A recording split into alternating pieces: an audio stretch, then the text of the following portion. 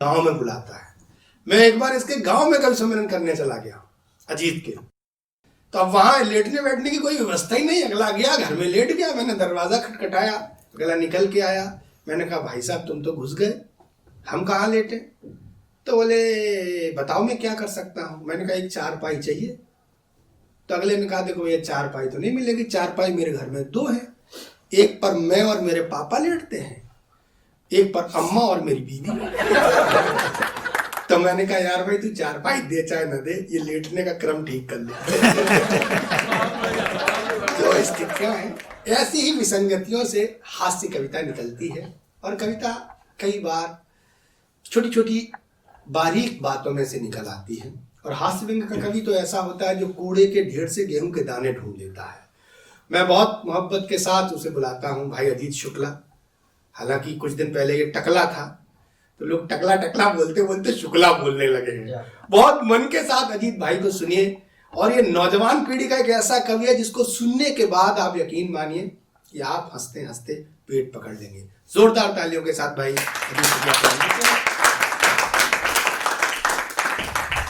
मैं लिखता क्या हूँ, 4 पंक्तियों से अपनी बात शुरुआत करता हूँ कि नयन में नीर बन बहता सभी के दर्द लिखता हूँ।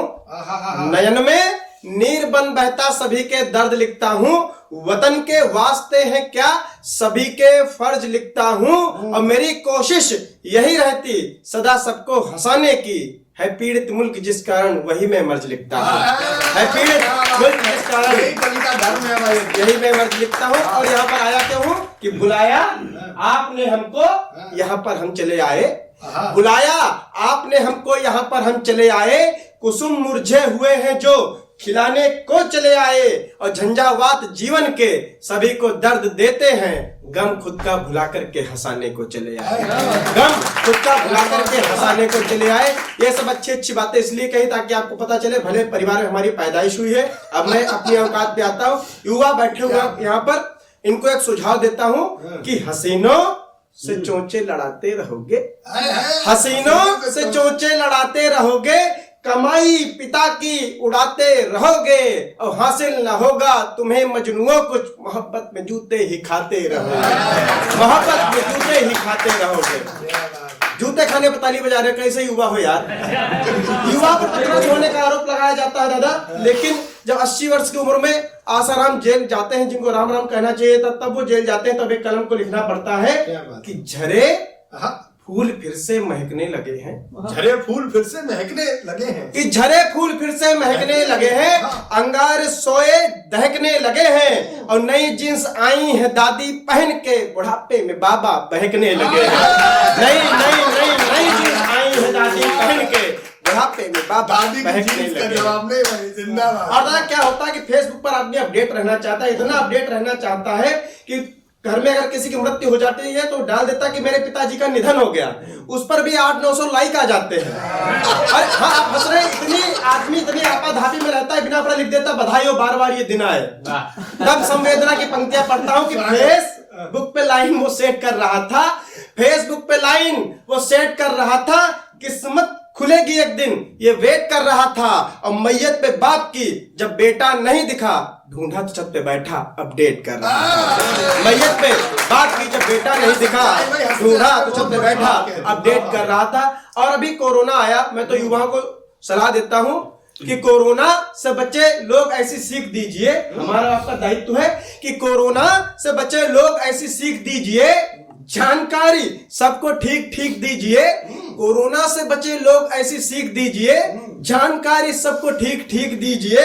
गर प्रेम के प्रस्ताव को स्वीकार ना करे, गर प्रेम के प्रस्ताव को स्वीकार ना करे, तो प्रेमिका के मुंह पे आप छींक दीजिए। तो प्रेमिका के मुंह पे आप छींक दीजिए।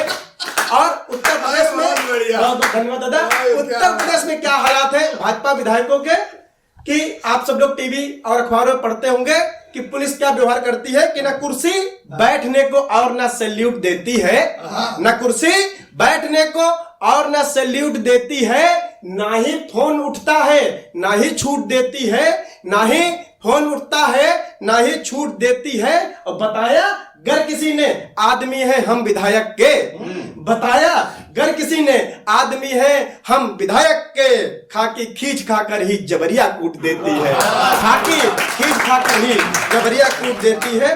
अभी आपने देखा होगा एक कांड हुआ था, एक सांसद जी ने एक विधायक जी के ऊपर जुतिया दिया। हाँ, तो वाक्य प्रयोग आपने कर दिया, रिक्त स्थान की पूर्ति कर दी। अपने श्रीमुख से मुझे कहना नहीं पड़ा, बहुत बहुत धन्यवाद आपका। ऐसे ही हमारी मांग आप पूरी करते रहिए। तो हुआ क्या, वो चल रहा था चित्र टीवी पर, हम देख रहे थे, हमारे पिताजी देख रहे थे। हमारे पिताजी ने हमसे कहा कि मैं नहीं चाहता कभी गायक बनो। कवियों को अच्छी दृष्टि से नहीं देखा जाता, खासकर घर में। दादा की भी स्थिति यही है कि मैं नहीं चाहता कभी गायक बनो, कुछ रुतबा बढ़े इस लायक बनो, पर बेटा जहां पर भी जूता चले ना ऐसी जगह से विधायक बनो। पर बेटा जहां पर भी जूता चले ना ऐसी जगह से विधायक बनो। और बहुत चालान हो रहे हैं दादा। अभी मैं लखनऊ आया था तो मुझको पुलिस वाले ने डंडा लगाया, बोले हेलमेट नहीं लगाए, मास्क नहीं लगाए, चालान होगा। हमने कहा हम कभी आदमी, हमारे पास पैसे कहाँ है? बोले नहीं, चालान तो होगा ही, सख्ती है शासन की। हमने उसको 200 रुपए दिए। हमने कहा आगे कोई रोक ले तो उन्होंने कहा कह देना लिम्का। हम आगे गए कॉन्फिडेंस में, पुलिस वाले ने डंडा लगाया, हमने कहा लिम्का, उसने कहा जाओ। हम समझ गए कि लखनऊ में लिम्का कह दो तो सब कुछ माफ। हमारे एक बड़े कवि राघवेंद्र जी उनके आवास पर टिके थे। अगले दिन हम फिर गए तो उन्होंने कहा बेटा मास्क लगा लो, लखनऊ में चालान हो जाएगा। हमने कहा था हमारा नहीं होगा। हम ओवर कॉन्फिडेंस में आगे गए, पुलिस वाले ने डंडा लगाया, हमने सीना ठोक के कहा लिम्का, उसने कहा बेटा कोने में आओ, आज का कोको कोला है। तो ये स्थितियां हो जाती। मैं तो सरकार, देखिए कोरोना में ऐसी त्रासदी रही कि सरकार का बजट गड़बड़ा गया, तो ऐसे में हमारी आपकी जिम्मेदारी है कि हम लोग राष्ट्रभक्त बने, उनका खजाना भरे। अब मैं कहना चाहता हूं कि डूबती अर्थव्यवस्था फिर से संभाल ले, डूबती अर्थव्यवस्था फिर से संभाल ले, फैसले देश हित में कुछ तो कमाल ले, फैसले देश हित में कुछ तो कमाल ले। और चेकिंग में पुलिस के साथ डॉक्टर रखो साहब, चेकिंग में पुलिस के साथ डॉक्टर रखो साहब, जो भर ना सके चालान उनकी किडनी निकाल ले, जो भर ना सके चालान उसकी किडनी निकाल ले। और उत्तर प्रदेश के मुख्यमंत्री, बहुत बहुत धन्यवाद, उत्तर प्रदेश के मुख्यमंत्री जी नाम बदल रहे हैं। वो नाम बदल रहे हैं तो अखिलेश जी को बहुत दिक्कत हो रही है। मैं जानता हूं क्यों दिक्कत हो रही है। पंक्ति की अंतिम लाइन आप तक पहुंच जाए तो हाथ खोलना कि सपा का तमाम कहीं काम ना कर दे, सपा का तमाम कहीं काम ना कर दे, योगी जी कहीं ऐसा इंतजाम ना कर दे। और टीपू को बार बार ये चिंता सता रही, टीपू को बार बार ये चिंता सता रही, आजम का योगी नाम राधे श्याम ना कर दे, आजम का योगी नाम राधे श्याम ना कर दे, आजम का योगी नाम राधे श्याम ना कर दे। और कुछ छंद मैं पढ़ता हूं यहाँ पे कि एक बार मुझसे बोली मेरी अर्धांगिनी, प्राणनाथ विपदा में साथ में निभाऊंगी। एक बार मुझसे बोली मेरी अर्धांगिनी, प्राणनाथ विपदा में साथ में निभाऊंगी। और आप पे पड़ेगी कभी आर्थिक विपदा तो पास वाले मिश्रा के साथ चली जाऊंगी। आप पे पड़ेगी कभी आर्थिक विपदा तो पास वाले मिश्रा के साथ चली जाऊंगी। पत्नी बोली प्राणनाथ हाथ तो उठाना नहीं, आशिकों से अपने में तुम्हें पिटवाऊंगी। और डाला यदि व्यवधान मेरे किसी कार्य में तो हवा हवालात की मैं तुम्हें खिलवाऊंगी, हवा हवालात की मैं तुम्हें खिलवाऊंगी।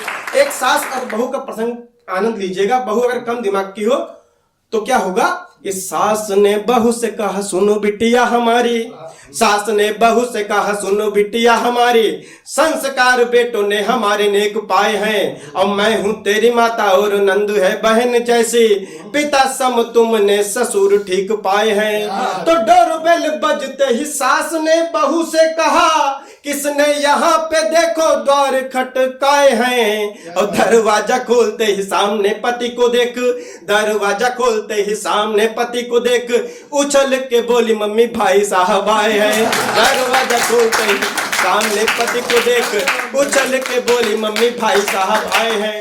इसी खानदान का मैं एक छंद और पढ़ता हूँ, आनंद लीजिएगा। ससुर और दामाद के प्रसंग का कि बिटिया के बाप ने दामाद से कहा कि सुनो, बिटिया के बाप ने दामाद से कहा कि सुनो, पीते हो शराब बात हमसे छुपाई थी और धोखेबाज निकलोगे ऐसा एहसास न था, तुम पे भरोसा कर बिटिया बिहाई थी।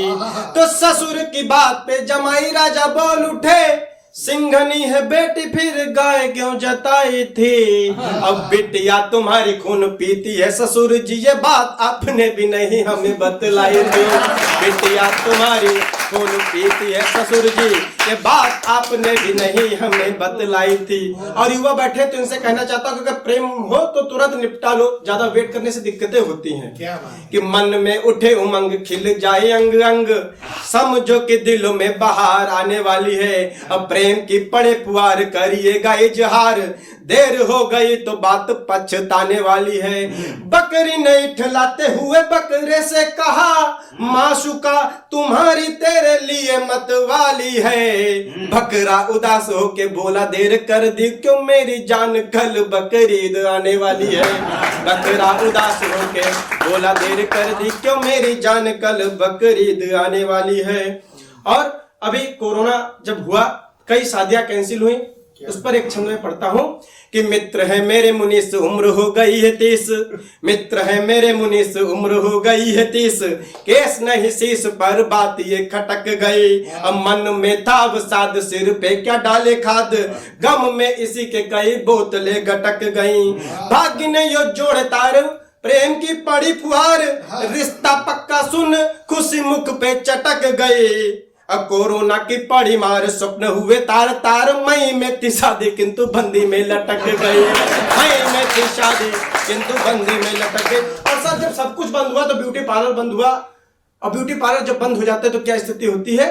मैं पढ़ता हूँ कि ब्यूटी पार्लर बंद हो गए जनाब, जब बात यह नारियों को भी अखरने लगी, बात यह नारियों को भी अखरने लगी। और डेंट पेंट होगा कैसे कहो तो बहन मेरी, नारियां ये आपस में बात करने लगी। कुछ दिन जाना पाई घर वाली पार्लर, कुछ दिन जाना पाई घर वाली पार्लर, छत पर जाने से ही वो तो डरने लगी। और जिस गोरे मुखड़े पे मरता था आज वही, जिस गोरे मुखड़े पे मरता था आज वही, कोरोना से ज्यादा भयभीत करने लगी, कोरोना से ज्यादा भयभीत करने लगी। और एक अंतिम छंद पढ़कर अपनी बात समाप्त करता हूं। दादा, मोदी जी ने कहा कि लोकल को अपनाइए, मुझसे बड़ा देशभक्त शायद कोई हो। मैं मोदी जी को फॉलो करता हूं, उनकी हर बात का। मैंने उनकी बात को आत्मसात कैसे किया, मैं पढ़ता हूं कि देशभक्ति की उमंग से भरा है अंग अंग, देशभक्ति की उमंग से भरा है अंग अंग, देश की आराधना के गीत सदा गाए हैं। और देश की प्रगति की रही है सोच हर दम, आइटम सदा ही स्वदेशी अपनाए हैं। सास भी बहुत ही जैसे लोकल भी वोकल था, अपनाए लोकल ये मोदी जी बताए हैं, अपनाए लोकल ये मोदी जी बताए हैं। और देशभक्ति में न रह जाए रंच मात्र कमी, देशभक्ति में न रह जाए रंच मात्र कमी, इसलिए घर वाली लोकल खिलाए हैं, इसलिए घर वाली लोकल खिलाए हैं, इसलिए घर वाली लोकल खिलाए हैं।